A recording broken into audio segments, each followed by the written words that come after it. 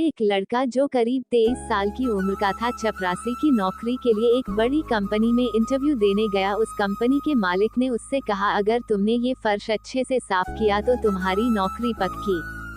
बस फिर क्या था, उस आदमी ने फर्श को एकदम अच्छे से चमका दिया। जैसे ही मालिक ने देखा तो वह देखते ही कहा कि तुम्हारी नौकरी पक्की, तुम कल से काम पर आ जाना। दूसरे दिन बॉस ने उस आदमी को बुलाया और कहा, अपनी एक फोटो आईडी प्रूफ और ईमेल आईडी बतानी होगी।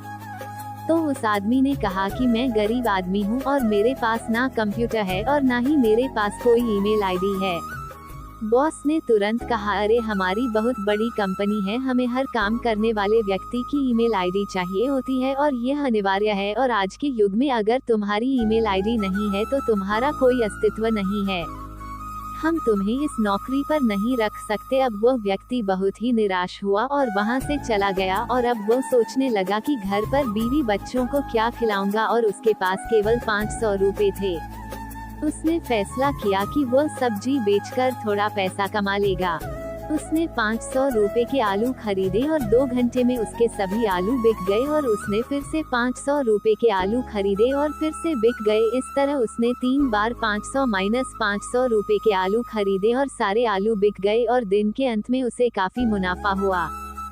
घर आकर उसने सोचा कि अगर मैं इसी तरह सब्जी बेचता रहूं तो काफी मुनाफा कमा लूंगा। उसने 6 महीने तक यही काम किया, और जब उसके पास काफी रुपए इकट्ठे हो गए तो उसने सब्जी की एक रेहड़ी खरीद ली। अब उसका काम बहुत अच्छा चलने लगा। बहुत जल्द उसने ट्रक से सब्जी बेचनी शुरू कर दी, और देखते ही देखते उसने सब्जी बेचने का थोक का काम शुरू कर दिया।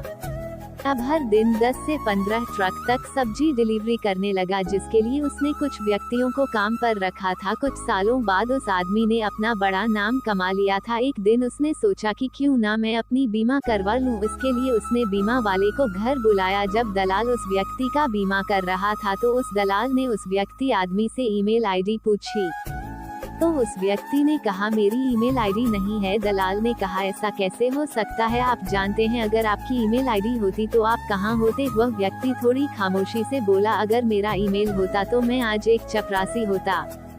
ये बात बीमा करने वाले दलाल को समझ में नहीं आई, और मुझे पता है कि आप लोगों को जरूर समझ में आ गई होगी।